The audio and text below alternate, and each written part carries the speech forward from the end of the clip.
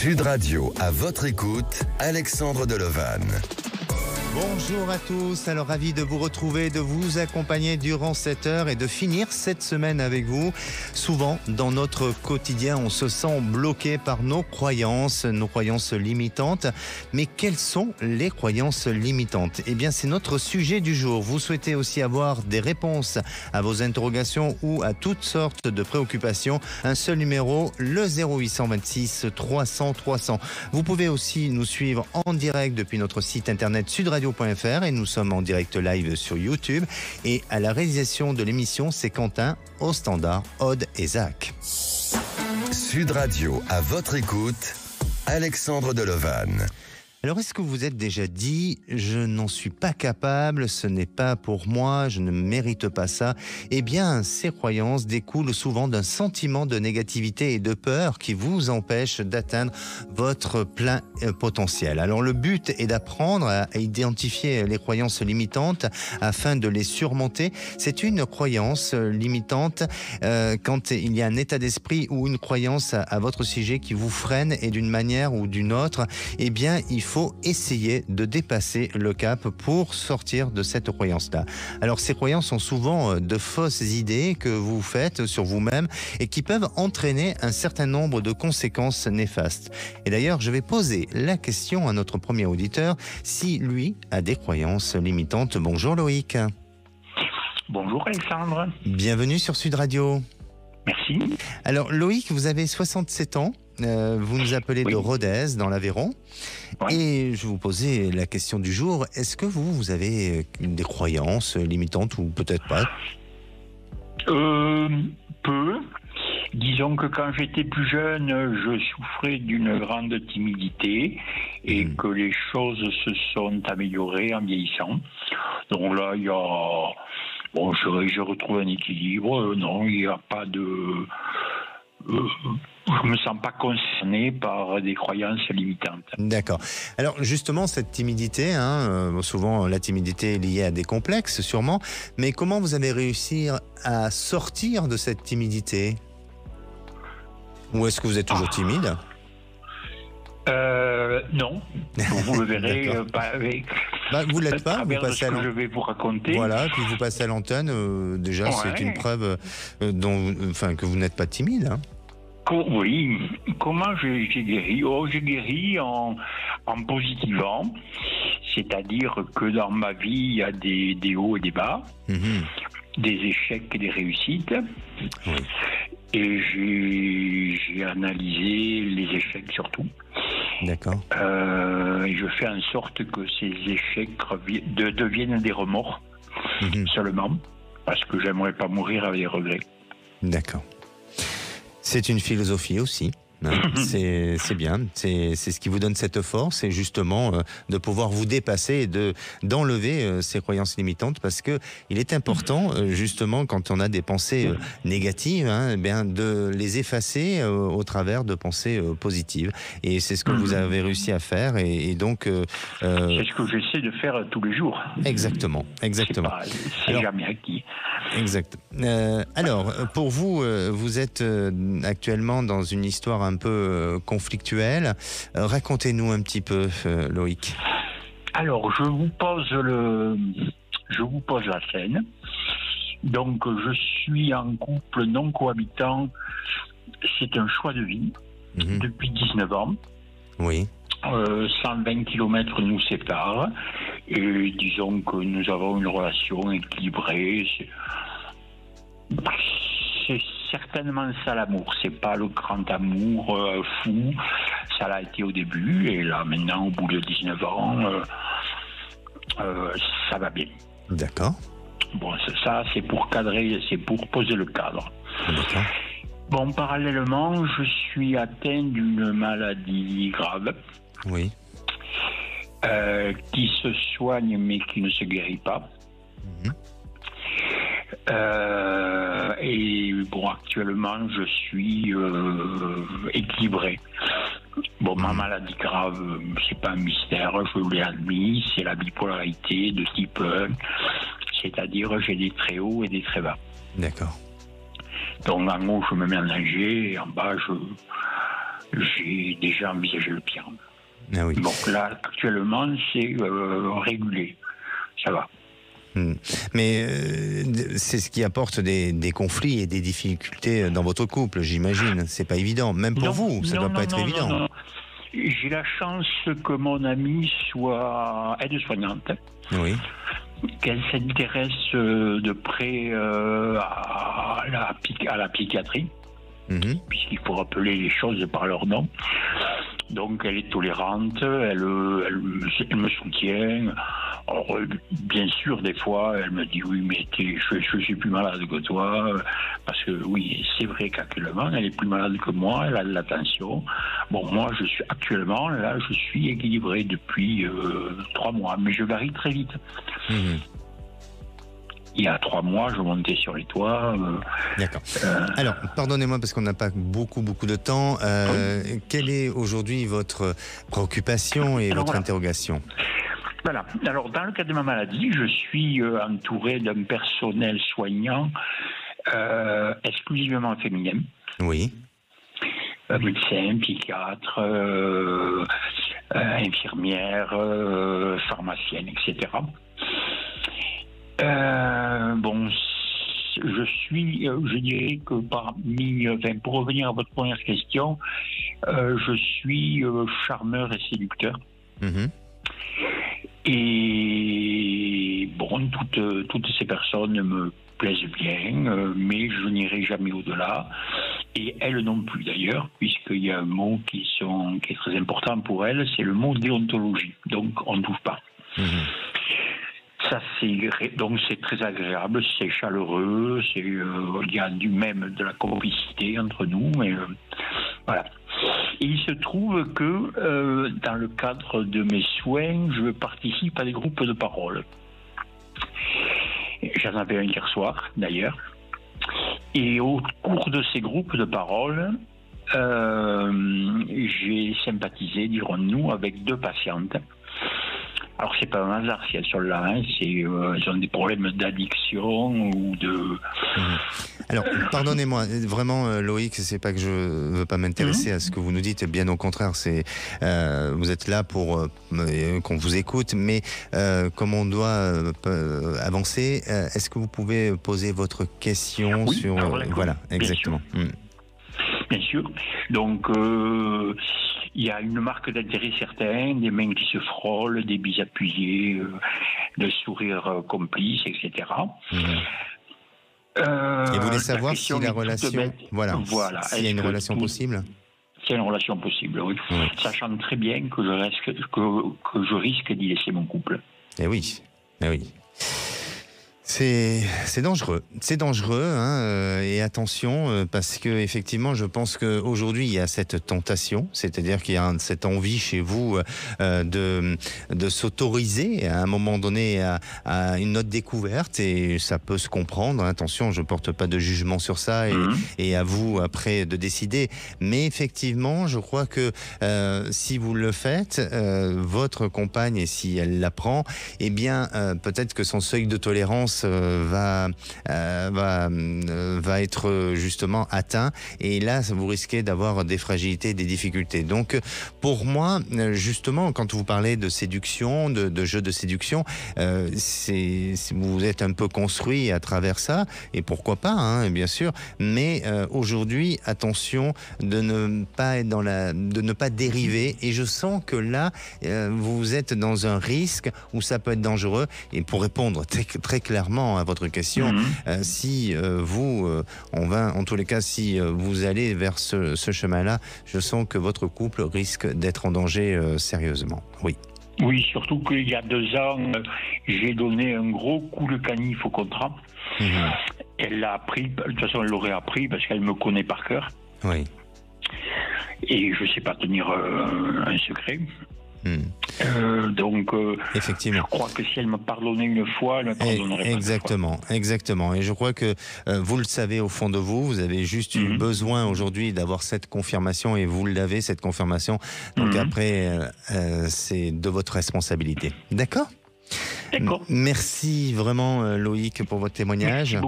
Merci beaucoup pour votre soutien, Alexandre. Merci. N'hésitez pas à nous tenir au courant. Merci. Prenez soin de vous. Merci. Bonne soirée. Merci. Allez, on se retrouve dans quelques minutes avec Jacques. Jacques était associé à une femme dans le secteur de l'immobilier et aujourd'hui, il se retrouve au RSA. A-t-il vécu de fausses croyances? On en parle juste après, le temps d'une pause. Ne bougez pas. Sud Radio, à votre écoute, Alexandre Delevanne. Et de retour sur Sud Radio, merci d'être à l'écoute de cette émission au programme Les croyances limitantes. Alors, si vous avez des croyances limitantes, venez en parler ou posez tout simplement des questions concernant votre devenir. Je suis à votre écoute au 0826 300 300. Vous pouvez aussi réagir sur le groupe à votre écoute sur Facebook. Et c'est le moment du saviez-vous. Le saviez-vous, les croyances limitantes sont personnelles et nombreuses, mais le manque d'espoir, le manque de capacité et le manque de mérite permettent d'identifier une croyance limitante afin de les transformer et de retrouver un espoir futur, une confiance en soi et un sens de responsabilité. Et si, à présent, on écoutait Jacques? Bonjour Jacques. Bonjour Alexandre. Bienvenue sur Sud Radio. Merci. Merci. Alors Oui. Jacques, vous avez 61 ans. Oui, tout à fait. Vous êtes de Bordeaux, en Gironde. Oui. Et est-ce que vous avez des croyances limitantes? Oh oui, je pense comme tout le monde. Après, moi, j'associe plutôt ça à la pensée négative.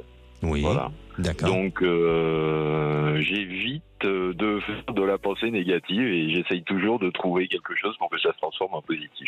Exactement. Alors, je rappelle, et c'est intéressant ce que vous dites, mais je rappelle qu'une croyance limitante, c'est surtout, effectivement, c'est-à-dire que ça se forme, c'est fondé par de la pensée négative, mais on appelle une croyance limitante quand on n'arrive pas à se réaliser, qu'on est bloqué dans notre existence et qu'on ne fait plus rien, vous voyez, et c'est là où on est dans une... Parce qu'on croit vraiment qu'en faisant ça, ça ne sera pas possible d'avancer de telle manière où donc on ne le fait pas. Et c'est pour ça il y a toute cette différence entre la pensée négative et cette croyance limitante. Mais est-ce que dans votre vie, est-ce que vous avez le sentiment de ne pas avoir fait certaines choses parce que au fond de vous, vous avez cru que c'était pas bon et puis pour en finir, vous avez eu une frustration en disant si j'avais su, je l'aurais fait et ça aurait peut-être été très bien.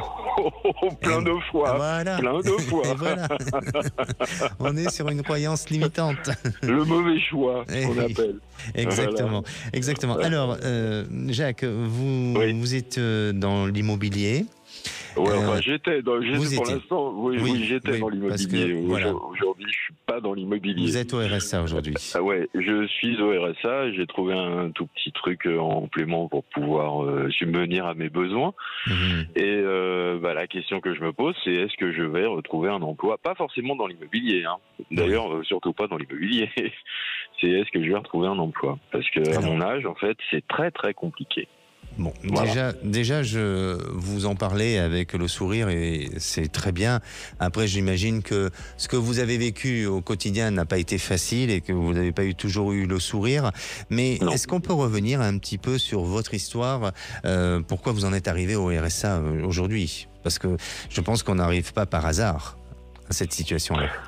Parce que en fait, j'ai laissé tomber, si vous voulez. J'étais dans l'immobilier, j'avais rencontré quelqu'un avec qui, on n'était pas associés, mais on travaillait en étroite collaboration, puisque elle bénéficiait de la carte pour pouvoir exploiter, et moi je ne l'avais pas. Et donc il était question que je développe un secteur dans l'immobilier ancien, ce que j'ai fait, et m'occuper des agents commerciaux qui ont été recrutés. Bon, ça s'est pas très très bien passé. En plus, aujourd'hui, cette personne a quelques problèmes d'argent. Donc, elle a du mal à régler les factures et tout ça. Et moi, j'ai dit, moi, j'arrête, je me retire de ça, quoi. Voilà. D'accord. Voilà. Et ça s'est bien terminé? En fait, l'immobilier, comment? Ça s'est bien terminé, ensemble? Oui, ça s'est bien terminé. Ah oui, on est toujours en relation. Enfin, mais voilà, ça s'arrête là, quoi. Ça s'arrête là, d'accord. Oui. Et à la suite de cet arrêt, qui est un peu brutal peut-être, est-ce que vous avez pu anticiper ou est-ce qu'il y a eu d'autres choses qui vous ont amené? Pas du tout. Donc, pas du tout. Vous avez pris le risque de dire... Je ne suis pas quelqu'un qui anticipe. Donc, vous avez pris le risque de dire, j'arrête tout, on verra demain. Oui, exactement. Voilà. Et sauf que demain est passé, après-demain est passé. voilà. Et on en est là. Et c'était il y a combien de temps que vous avez arrêté cette activité-là? Ça fait 1 an à peu près. D'accord. Donc, voilà. Ouais. Donc 9 mois de RSA et je vous dis petit boulot à côté, quoi. Bon. Alors aujourd'hui, j'imagine que vous êtes un peu ambitieux quand même. Un petit peu. Un petit peu. Un minimum. Un petit peu. Oui. un minimum. C'est parce que si vous appelez aujourd'hui à l'antenne, c'est parce que vous avez envie de savoir ce qui va se passer dans votre devenir, non?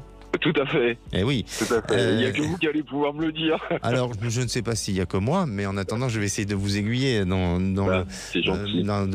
la voie qui semblerait vous correspondre. Vous faites vous-même des recherches aujourd'hui dans des secteurs différents? Dans tous les secteurs à partir du moment où c'est du commercial. Oui, alors justement, j'allais venir sur l'activité commerciale, parce que pour moi, je pense que vous avez cette capacité sur le côté commercial à retrouver un poste ou une activité. Alors ça va pas être facile. Ça va pas être facile parce que ça fait partie un peu de votre chemin de vie, ça fait partie un peu de vous, et peut-être parce que au fond de vous, vous avez besoin de ça pour vous nourrir, pour avancer dans la vie et pour vous donner du véritable challenge, parce que vous aimez le challenge, vous. D'accord. Et je pense que à la fois il y a chez vous une possibilité, une opportunité qui va se présenter, mais à la fois il y a des risques je ne veux pas dire des conséquences, mais il y a des risques à prendre et vous allez mais peut-être admettre et vous allez peut-être vouloir aller dans ce sens-là. Alors je m'explique un petit peu dans le sens où pour moi on dirait que vous avez une connaissance qui peut vous parler d'une structure qui est en train de faire faillite ou qui est en difficulté, et ils ont besoin d'une personne un peu comme vous qui donnerait cette capacité ou cette possibilité à remonter cette structure et à développer quelque chose sur le plan commercial. Et vous avez toutes les compétences pour pouvoir faire face à cette enfin en tous les cas à cette demande et à cette exigence, mais malheureusement l'entreprise, je ne la vois pas bien se gérer. Et même si vous apportez tous les efforts possibles et que vous dynamisez l'activité, eh bien, vous êtes, ça fait un peu, pas opposition, mais ça tiraille un peu, puisque l'entreprise a des problèmes de gestion. Alors, c'est peut-être lié à des antécédents qui font qu'elle n'arrive pas à remonter et qu'elle se retrouve en difficulté. Et vous risquez de à nouveau vous retrouver dans une fragilité, dans une difficulté. Donc, pour moi, je vous dis ça parce que ça ne veut pas dire qu'il faut fuir, ça ne veut pas dire qu'il faut ne pas répondre favorablement à cette proposition. Bien au contraire, c'est peut-être vous qui avez été choisi, c'est peut-être vous qui allez donner du sens à cette entreprise-là et donner la possibilité à nouveau un souffle et leur donner la chance aussi d'épurer quelques dettes qu'ils n'auraient pas pu faire si vous n'y étiez pas là. Mais il faudra peut-être anticiper et continuer à faire des recherches et non pas agir comme vous avez pu agir auparavant, d'être sur vos acquis et puis on verra demain, ou vous voyez, soyez un peu plus visionnaire, on va dire, sur les choses. Oui. Parce que vous l'avez dans l'esprit de l'entreprise, vous l'avez ce côté visionnaire, mais vous l'avez peut-être pas pour vous-même. Et je crois que c'est peut-être un apprentissage pour vous sur lequel vous devez absolument essayer de travailler dessus, d'être vigilant pour permettre justement à bien rebondir et aussi avancer sans trop de risques. Et ça, vous verrez que ça va se faire avec succès, ça va se faire avec une bonne réalisation pour vous, puisque à la suite de cette expérience-là que vous allez vivre, eh bien, vous allez avoir une opportunité qui va vous permettre d'enchaîner, de partir, et sans vous retrouver dans une situation comme vous l'êtes aujourd'hui. Donc, bien sûr que le RSA est une solution de dépannage, mais pas une solution de vie pour autant. Ah bah tout à fait. Mais vous savez dans quel domaine, dans quel secteur d'activité ou pas? Alors pour moi, j'ai l'impression qu'il y a quelque chose qui peut toucher, soit ça se déplace, donc ça soit au niveau du transport, soit je sais pas si ça touche de la mécanique ou l'automobile ou d'autres choses. Peut-être que je suis je pourrais pas vous donner vraiment exactement l'idée en elle-même, mais peut-être que ça touche de la nouvelle technologie qui s'adaptent sur des secteurs d'activité tels que peut-être des choses qui vous permettent de se déplacer ou liées au transport, des choses comme ça. Pour moi, on dirait qu'on touche un peu à ça. Mais attention, là, je n'ai pas de véritable précision, donc soyez vigilants et prudents et surtout ayez cette capacité, cette possibilité d'élargir votre champ de recherche pour vous permettre de vous donner du choix et puis aussi de trouver le bon poste qui vous correspond. Mais vous verrez que ça viendra plutôt par réseau, par relation, par contact et même vous allez très vite cerner que cette entreprise a des fragilités. Mais il y a quelque chose au fond de vous qui vous poussera à y aller, à dire tiens, allons-y et tentons l'expérience parce que c'est vous, ça. Vous aimez ce côté un peu défi, challenge et vous aimez l'aventure parce que vous êtes un aventurier quand même. Oui, tout à fait. Tout à fait. Un peu trop peut-être. Peut-être un peu trop. Parce que vous avez quel âge là aujourd'hui? 61. Oui, donc il va 61 ans. Il va falloir s'assagir un petit peu quand même. Je plaisante. Oui, il faudrait, mais après je vais me sentir vieux. Alors, mais exactement, et puis on ne change pas. Non, tout à fait. On peut s'améliorer, mais on ne change pas. D'accord ? Allez, n'hésitez pas à nous tenir au courant. Vous allez avoir des nouvelles bientôt. C'est très gentil. Voilà, sous 4 mois, ça change pour vous. D'accord, merci beaucoup Alexandre. Prenez soin de vous, Jacques. Oui, vous aussi, au revoir. Merci. À présent, si vous souhaitez poser des questions sur votre devenir sentimental, professionnel ou bien sur d'autres sujets, un seul numéro, le 0826 300 300. Nous, on se retrouve dans un instant avec Laurent. Alors, Laurent vit une relation compliquée avec sa sœur et ça le pèse. Alors, va-t-il retrouver une relation saine et équilibrée entre eux ? On en parle dans quelques minutes. Sud Radio, à votre écoute, Alexandre Delevanne. Et de retour sur Sud Radio, il est bientôt 16h30, alors bienvenue à tous ceux qui nous rejoignent pour cette dernière partie. Vous pouvez nous suivre en direct depuis notre site sudradio.fr et sur le live de YouTube. Et aussi pouvoir retrouver toutes les émissions sur Dailymotion. Mais surtout, n'oubliez pas de télécharger notre application. Et si à présent vous voulez témoigner ou réagir dans l'émission de lundi, le sujet sera sur l'humeur. Alors êtes-vous sensible à l'humeur de votre entourage? Moi je le sais, et surtout à l'ambiance du studio actuellement où je suis sensible avec notre réalisateur Quentin. Allez, venez en parler à l'antenne lundi. Aude Standard vous répondra au 0826 300 300. Et j'accueille à présent Laurent. Bonjour Laurent. Bonjour Alexandre. Bienvenue sur Sud Radio. Merci beaucoup, très heureux de participer à votre émission et de converser avec vous. Et moi, ravi de vous accueillir Laurent. Vous avez 50... non, vous avez quel âge? 49 ans. 49. Mais oui, je suis en train de vous vieillir. Qu'est-ce qui se passe? Pourtant, vous êtes sympa avec moi. Non, mais je comprends. Mais ça va arriver, effectivement. Ça va arriver petit à petit. Oui, exactement. D'ici le mois de mai. D'ici le mois de mai, ça arrive très vite. Pour vous donner un peu de... Vous voyez, je suis gentil, je continue. Alors, vous habitez Caresse, dans les Pyrénées-Atlantiques. C'est un joli nom de ville. Oui, c'est un joli nom de village, oui. Et est-ce que l'esprit est dans ce même état d'esprit et dans le même nom que cette ville, Caresse? Ben justement, c'est un petit village qui a un endroit très sympathique où il y a souvent des concerts. On aime beaucoup se retrouver, on aime beaucoup festoyer tout ça. Et c'est vrai que le nom Caresse, j'habite à côté d'un lieu, enfin au-dessus d'un lieu qui est magnifique puisque toutes les personnes, tout âge sont bienvenues. Il y a un esprit de convivialité festif, enfin toujours et de respect mutuel. C'est quelque chose de très prenant et on aime beaucoup y aller. Mais c'est un village près du Tarn et Garonne, vers Biarritz, c'est vers où? Donc c'est un village entre Peyrehorade, qui est dans la frontière des Landes, et Salis de Béarn.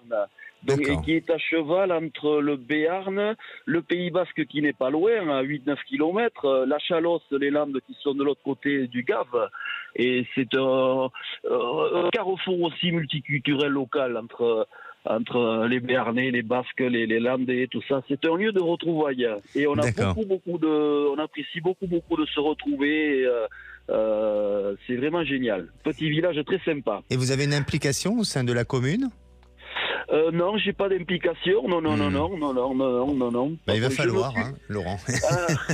Je me suis beaucoup impliqué autrefois, bénévole et tout. Oui. Et il m'a fallu une pause un petit peu pour recharger les batteries, pour penser à moi, parce que j'ai tendance aussi à penser beaucoup aux autres. Et là, je tenais quand même à penser un petit peu à moi. Je vous pose cette question parce que c'est très étrange, mais je vous aurais bien vu maire de ce petit village ou de notre. Mais je sais pas, je vous sens être déjà très convivial, enfin, ou en tous les cas, être dans cette empathie envers l'individu. Et je pense que, voilà, mais c'est peut-être pas le cas et ce sera pas le cas. Mais en attendant. Oui. C'est bizarre, Alexandre, parce que moi, j'y ai toujours pensé à cette fonction. J'y ai toujours pensé. J'aime le contact avec les gens. Mon métier, je suis artisan. J'aime beaucoup rencontrer des gens, même si on ne se connaît pas, découvrir, parler, aider. Ça, c'est beaucoup d'humanité. Je ne concevais pas une activité de salarié. Moi, j'essaye d'apporter beaucoup d'humanité dans ma profession, dans mon entourage, beaucoup de chaleur humaine. C'est très important de se retrouver, de parler, de chanter, enfin même d'assumer des choses quand le temps est grave et tout ça, d'assumer, d'aller voir les gens, les réconforter ou se faire réconforter de plus en plus. C'est très important, le côté humain. On l'a oublié, mais bon, il faut revenir absolument à l'humain. On n'est que des hommes, on est de passage sur Terre et il faut beaucoup de respect, il faut beaucoup de choses d'humanisme. Exactement. Et c'est ce que nous faisons là actuellement. Et je pense que tous les auditeurs nous écoutent et partagent ce même avis, Laurent. Et vous savez qu'aujourd'hui, on parle un peu de croyances limitantes. Est-ce que vous avez ce sentiment de croyance aussi, d'avoir des croyances limitantes ou pas ? Oui, j'en avais des croyances limitantes et depuis, avec l'âge, j'ai beaucoup de réflexions et de discussions, notamment avec un kinésio qui m'avait fait beaucoup de bien il y a 6-7 ans déjà ou même plus. C'est vrai que les croyances limitantes nous interdisent, nous bloquent dans la vie, nous bloquent beaucoup. Mais c'est vrai que dans les religions, notamment la mienne, on a le droit de choisir. On a le droit d'écouter. Les prêcheurs ne doivent pas diriger notre vie. Ils doivent être nos guides et c'est à nous, dans notre intérieur, dans notre réflexion de vivre notre vie comme on l'entend, mais surtout dans le respect des autres, de respecter les autres. Exactement. Ouais. Et vous savez, lundi, j'ai cité une phrase en disant que la véritable croyance spirituelle, elle est de ne pas nous imposer les choix, mais tout simplement en fonction de notre attitude, de la manière dont on vit. Et c'est ça, je crois, que ce qui reflète vraiment d'une véritable croyance et non pas d'imposer aux autres toutes les règles. Bon, il en faut des règles, mais voilà. Bon, après, on pourrait en faire un grand débat. Et comme on n'a pas beaucoup de temps et qu'il faut quand même avancer, pour vous avez des fragilités avec votre sœur, c'est ça, hein ? C'est ça, oui, c'est ça. C'est-à-dire que là, je n'ai plus peur d'affronter les affres du passé, les blessures et tout ça. C'est pour ça que j'ai besoin de cette pause pour me réaffirmer moi, pour me recentrer sur moi et justement d'affronter. Je n'ai jamais eu peur, mais d'affronter les affres du passé, le passé. C'est vrai qu'avec ma sœur, on a des relations très spécial, on va dire, depuis tout petit. Bon, on se chamaille, chien-chat, bon, entre frères et sœurs, ça arrive, c'est des choses qui arrivent. Mais là, depuis quelques années, on ne se parle plus, on n'a plus aucun dialogue. Et chaque fois qu'on essaye d'avoir un dialogue, parce que ma mère est âgée, elle est malvoyante, elle vit toute seule, c'est toujours des conflits. Et même, c'était des conversations par SMS, mais c'est moi qui charge, comme on dit. Je reçois des SMS alors que ma sœur me traite de toxique, d'humiliant, etc. Et je pense que c'est très compliqué à vivre, quoi. D'accord. Moi, ce que je voudrais, c'est vrai que on a comment dire, des caractères différents, mais au moins ce que je voudrais, trouver une entente cordiale, une entente et du respect, parce que malgré tout, même si on se dispute, c'est ma sœur, je l'aime toujours. Oui, mais alors, pardonnez-moi vraiment, parce qu'on n'a pas beaucoup de temps, mais ce que je veux dire, c'est que il y a des petites, je dirais des petites jalousies qui semblent ressortir. Oui, et ce ne sont pas forcément des jalousies conscientes ou des choses qui ne se disent pas, mais qui sont peut-être liées à des frustrations du passé, de l'éducation, de choses sur lesquelles peut-être au niveau, il y a une responsabilité parentale, où à un moment donné, eux-mêmes n'ont pas su affirmer les choses ou dire les choses, et votre sœur s'est construite comme ça, et vous êtes construit aussi comme ça. Et là, je ne veux pas être pessimiste sur la situation, mais je ne pense pas qu'il y ait beaucoup de changements à l'avenir avec votre sœur. Alors peut-être que plus tard, peut-être sur un moment donné où on lâche un peu avec la vie, où on s'aperçoit que la vie devient beaucoup plus précieuse qu'avant, et donc là, il y aura la possibilité de vous rapprocher un peu. Mais pour répondre à votre question, moi je ne vois pas beaucoup de changements. Sincèrement, ça serait vous dire oui, attendez-vous à de grands espoirs, ça serait peut-être vous laisser espérer le miroir aux alouettes. D'accord, je comprends. Mais le principal, c'est qu'on ne se chamaille plus, même si on n'a pas de dialogue, mais autant, on ne se parle pas, mais qu'on vive notre vie sereinement. C'est ce que je ressens, Jacques. Voilà, Laurent, pardon, excusez-moi, Jacques, c'était notre précédent auditeur. C'est la fin de la semaine, c'est pour ça.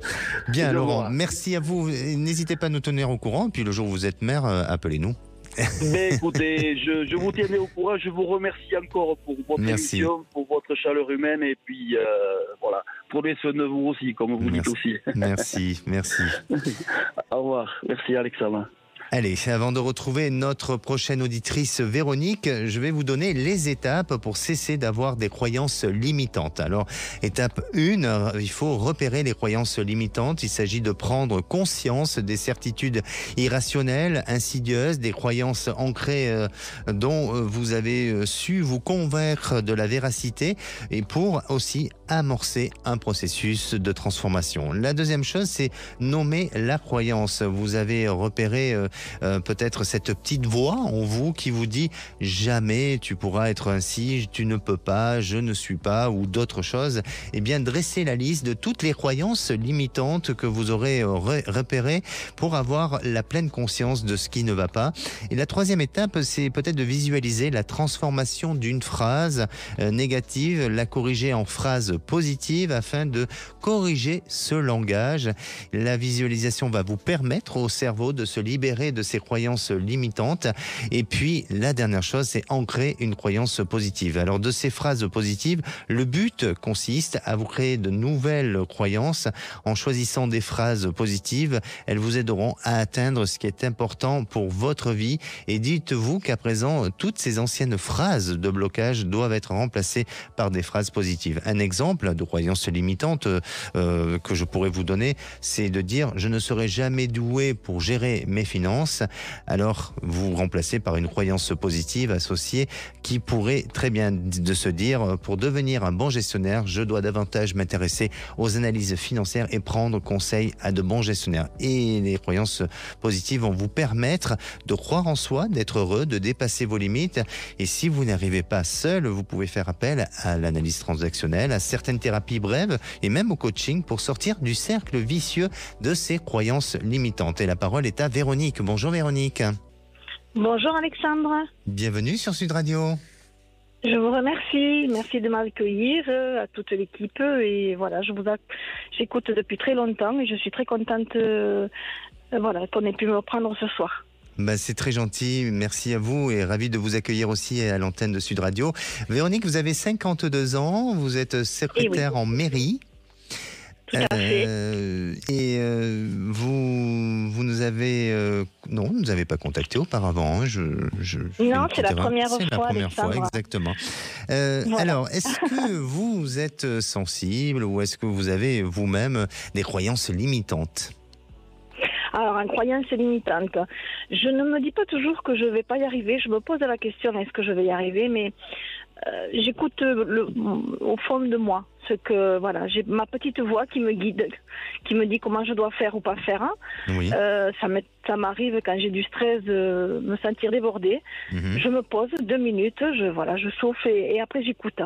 Mais je suis aussi protégée. Voilà, j'ai quelqu'un qui est autour de moi, m'aide beaucoup aussi. D'accord. Voilà. Donc c'est bien. Vous savez écouter cette petite voix qui va vous donner du réconfort et vous permettre d'avancer, Véronique. C'est ça surtout, c'est ça. Ouais. Bien. Alors, vous nous appelez pour votre fille.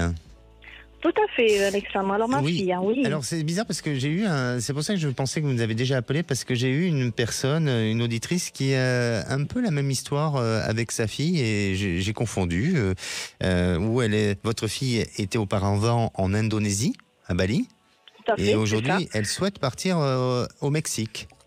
Tout à fait, Alexandre. Alors si vous voulez, elle vient de finir ses études au mois de septembre. Elle a été diplômée d'un master en marketing dans le cosmétique. Déjà, dans le cadre de ses études, elle a fait voyager. Elle a fait une année sur l'Islande. Elle a fait une année aussi sur Paris. Et là, elle a terminé à Toulouse. Et bon, c'est quelqu'un qui aime voyager, qui nous avait toujours dit que, avant de travailler, elle partirait, elle voyagerait. Mais honnêtement, Alexandre, je ne m'attendais pas à ce qu'elle parte autant. Oui. Elle est donc partie 3 mois à Bali avec sa meilleure amie. Ça s'est très bien passé. Et elles ont beaucoup voyagé. Et là, elle fait beaucoup de visites. Et là, elle s'en va dans 2 jours, mercredi matin, avec toujours la même personne, sa meilleure amie. Mais là, elles sont du côté du Mexique, mais côté Pacifique. Hein. C'est une ville touristique, qui est plutôt côté surfeur. Et le voyage a un coût, n'est-ce pas, Alexandre? Donc, à un moment donné, il faut penser aussi à comment vivre. Donc, elles ont fait le choix de se poser sur une ville touristique et essayer comme un job d'été, on va dire, de vivre, de travailler pour pouvoir vivre, le temps de ce voyage. Ça m'angoisse un tout petit peu. Ce qui me rassure, c'est qu'elle a un billet de retour. Oui. Et voilà. Donc, je voudrais savoir votre ressenti par rapport à ce voyage. Oui. Quand elle va rentrer, est-ce qu'elle va trouver du travail et dans ce qu'elle a fait? Oui. Pardonnez-moi, Véronique, c'est prévu pour combien de temps ce voyage? 5 mois, Alexandre. 5 mois. Elle rentre début juillet. Bon, mais c'est bien. Alors, j'ai un remède pour vous, pour justement vous enlever de cette angoisse-là. Vous connaissez ce remède? Non. Non, c'est de partir avec elle. Parce que, oui, c'est magnifique le Mexique. Alors je serais à votre place, moi je partirais, je dirais ok, pour enlever, ma thérapie c'est de partir avec toi, vous voyez, je chercherai pas à comprendre. N'ayez aucune crainte, votre fille, je la sens très responsable, je la sens vraiment l'envie de voyager et elle a bien raison, parce qu'on est dans un monde où c'est tellement lourd à porter, certaines choses sont tellement difficiles pour certaines personnes, hein. Donc aujourd'hui, si elle ne profite pas de ça, elle le regrettera plus tard. Il n'y a aucun danger. Il n'y a aucun danger. Au contraire, ça va la faire grandir, ça va la faire évoluer. Et je pense même qu'elle va revenir avec peut-être des idées encore plus motivées qu'avant et peut-être même une idée, si vous voulez, pour aller vers une direction de professionnelle par la suite. Alors en France, bien sûr, mais ça va l'amener vers quelque chose de positif.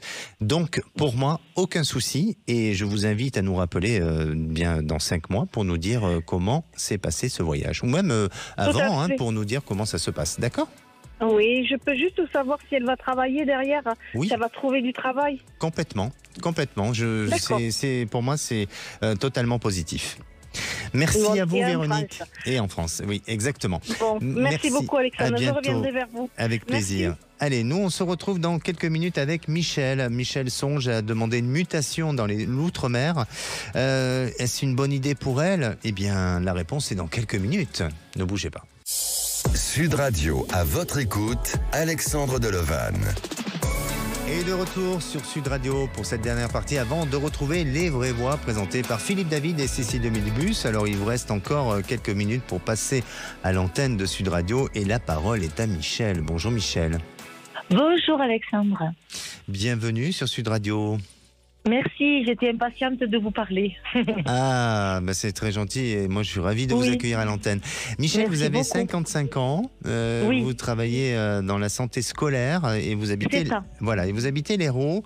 Est-ce que vous avez des croyances limitantes qui vous freinent, bien sûr? Alors, des croyances et même, j'allais dire, presque des attitudes limitantes carrément, parce que finalement, je reconnais que parfois, il suffit que, vous voyez, si j'ai la mauvaise idée de me comparer, par exemple, ou quoi, ça va directement me déstabiliser, je vais me dévaloriser. Je pense que c'est de ça dont il s'agit, c'est bien ça, j'ai bien compris la question. Oui, et ça vous ramène à vos complexes, à un sentiment d'infériorité. C'est ça. Et à ce moment-là, après, ça, au lieu d'être si de nature, je suis quand même plutôt sociable et tout ça. Et puis, il suffit que je me retrouve dans cette position où je me sens pas à la hauteur parce que je me compare à quelqu'un. C'est terrible. Je m'isole, je me rétracte. Je n'ai plus l'élan que j'avais à aller ou à être confiante. Je perds confiance en moi. Mais c'est terrible parce que j'en souffre beaucoup, quoi. Oui, c'est vrai. Est-ce que pour essayer justement de contrer à tout ça, est-ce que vous dites que peut-être face à un complexe ou autre, de dire non, au contraire, je suis une femme belle, je suis pas nulle, je suis pas. Est-ce que vous êtes dans cette énergie-là, dans cette attitude? Si je suis au moment où je vais me comparer à quelqu'un, par exemple, et si j'ai par exemple le regard de mon compagnon qui à ce moment-là n'est pas justement attentif à ça, je vais pas avoir la force je vais pas être objective. Et c'est avec le recul, indépendamment de si je suis pas exposée à une situation où je vais me comparer, là ça va, j'arrive à me trouver des qualités. Bien sûr. Mais sinon, je me déstabilise toute seule. Bien sûr. Mais souvent, les croyances limitantes, malheureusement, elles sont formées ou en tout cas sont créées en fonction de notre enfance, de notre éducation, par rapport à ce que nous avons vécu en termes d'expérience, parfois même d'expérience professionnelle, sentimentale. Quand vous avez quelqu'un qui a vécu, par exemple, avec un pervers narcissique, ou cette personne a toujours fait en sorte de rabaisser cette personne, eh bien, ça crée des croyances, évidemment. Oui, c'est ancré en nous après. Voilà. Alors, voilà, c'est pas toujours la faute des autres, mais c'est vrai que l'expérience nous forge un peu dans un sens ou dans l'autre. Et puis après, bien sûr, c'est c'est une mauvaise habitude qui est un peu intrinsèque, c'est aussi notre nature malheureusement et tout à fait. Et du coup j'ai du mal à me corriger. Pourtant en vieillissant je pensais être plus confiante et je n'y parviens pas vraiment. C'est toute une rééducation, une rééducation de l'esprit et de la pensée, et il faut vraiment travailler dessus. Et à chaque fois que vous avez une pensée négative, il faut la lister et trouver une phrase qui va permettre de la corriger et de réadapter tout ça. Bon, on y arrive avec le temps, on y arrive. J'allais vous demander justement s'il y avait des solutions, parce que c'est des fois un peu décourageant. Heureusement que j'ai des gens que j'aime proches de moi, ma fille, ma sœur, et ce sont toujours les deux figures qui sont toujours en train de me dire « Non, mais là tu te trompes, c'est ton regard sur toi qui est trop sévère. Cette personne ne vaut pas plus que toi, n'est pas plus belle, vous voyez ?» Bien sûr. Et vous savez, je crois qu'il faut jamais avoir un jugement dur, c'est-à-dire qu'il faut être sincère avec soi-même, mais si vous êtes face à une fragilité, à un complexe ou autre, c'est d'accepter tout simplement cette différence que vous sentez vous, c'est de l'accepter, c'est pas d'être dans le déni, c'est pas de le rejeter, parce qu'au contraire, si vous êtes dans cet état d'esprit-là, vous n'allez pas avancer et ça va vous rattraper. Donc c'est d'être dans cette acceptation de complexes, de rejet, de différences, de choses comme ça. Et ensuite, c'est de se dire, non mais moi, ok, je suis comme ça, mais je peux être comme ça aussi, et j'apporte autre chose, j'apporte une autre valeur, j'apporte quelque chose. Donc c'est de se respecter, de se convaincre de ça, de se convaincre, et puis surtout d'être honnête et de se respecter, de ne pas d'être sur un mauvais jugement et de travailler son estime de soi. C'est tout un ensemble de choses, évidemment, mais on peut y arriver. Il faut y aller au fur et à mesure, et avec le temps on y arrive. Michel, Oui, Alexandre. Alors, vous nous avez appelé concernant votre souhait de partir et d'aller vers, de demander une mutation pour aller dans les Outre-mer. C'est où exactement que vous souhaitez aller ? Alors, dans mon idée, c'est un projet à plus ou moins long terme, mais j'aurais aimé demander la Nouvelle-Calédonie. D'accord. Mais je ne sais pas, c'est pour ça que... Petite coupure, Michel. Ça, c'est les aléas du direct. D'abord, qui ne va pas être viable. Vous avez perdu. Vous allez peut-être trouver ça pas très important, mais moi, j'ai une petite chienne. Alors, est-ce que ça ira ? J'ai un conjoint qui n'a pas l'air très partant comme ça. Est-ce que finalement, je vais arriver à y aller malgré tout ? Est-ce que c'est une bonne idée ? Parce que est-ce que si je réussis à y aller, est-ce que après, là-bas, est-ce que les choses se passeraient bien ? Ou est-ce que vous me déconseillez de demander ça ? Vous voyez, je suis vraiment dans le... Alors, je vais vous répondre. Je vous déconseille pas du tout. Je vous déconseille pas du tout parce que bien au contraire, je pense que ça peut être une très bonne expérience pour vous et notamment peut-être que la Nouvelle-Calédonie ou alors la Guyane, non, hein, c'est possible aussi, oui. En fait, moi, je m'étais mis en Nouvelle-Calédonie parce que c'est quelque chose qui m'attire. Je suis allée une fois en vacances, donc c'était un peu rapide et ça m'avait donné l'idée de redécouvrir ça plus longuement. La Guyane, je connais pas plus, vous voyez. Dans les deux cas, la Guyane, c'est un département, mais la Calédonie, ça ne l'est pas. C'est un peu différent, je pense, dans la démarche, peut-être. Mais bon, est-ce que après, là-bas, j'ai pas moi, envie je veux de pas me influencer. retrouver Voilà, je veux pas vous influencer, mais si vous connaissez ce lieu-là, eh bien, tentez de le faire. Moi, je sens quand même un endroit assez tropical. Et bon, vous allez me dire que toutes ces îles sont tropicales, mais voilà, peut-être qu'il y a d'autres possibilités, d'autres opportunités, peut-être vers les Antilles aussi, où les choses peuvent se faire aussi. Et il y aura peut-être plus de facilité d'adaptation là-bas. Mais pour moi, oui, vous pouvez y aller. Oui, ça va se faire. Et même si votre compagnon aujourd'hui, c'est votre mari, hein, vous êtes marié? Non, je ne suis pas mariée. Vous n'êtes pas marié encore? Vous êtes bon, c'est tout comme. Il ne peut pas se passer de vous, cet homme. Non, il ne peut pas se passer de vous. Donc, il vous suivra. Et il sera OK. Lui, il a connu beaucoup de choses. Oui, il a connu beaucoup de choses, c'est-à-dire? C'est pas le moment de partir. Ah, ok. Mais il a peur, et bien sûr, il peut être dans une peur, dans une crainte, mais parce qu'aujourd'hui, rien n'est fondé. Mais le moment où ça arrivera, eh bien, pour moi, oui, il sera dans cette même initiative que vous, et il va peut-être même, je ne dirais pas vous encourager, mais vous suivre dans ce choix-là et dans cette prise de décision. Donc, ça peut se faire sous une période à peu près de 2 ans. Voilà, et ma petite chienne, il n'y aura pas de souci pour ça? Il n'y aura pas de souci. Tout le monde vous aime, Michel. Mais oui, tout le monde vous aime et tout le monde vous suivra. Voilà. D'accord? J'avais peur que vous voyiez quelque chose de néfaste, même si les choses se déclenchaient pour que je parte. Je ne voulais pas avoir de regrets là-bas. Voyez. Non, du tout. Tentez l'expérience. Merci à vous. N'hésitez pas à nous tenir au courant, puis peut-être à nous envoyer d'ici là une carte postale. Oh mon Dieu, avec plaisir. D'accord. Merci. Prenez soin de vous. Merci Alexandre. Au revoir. Et pour conclure, je dirais, ne grandissez pas avec des croyances qui deviendront tout le temps une résistance au changement. Allez, nous on se donne rendez-vous lundi. Le sujet sera comment gérer l'humeur. Êtes-vous sensible à l'humeur de votre entourage? Venez en parler à l'antenne lundi. Et c'est le moment de retrouver les vraies voix après le Flash Info et la météo. Prenez soin de vous, passez un bon week-end.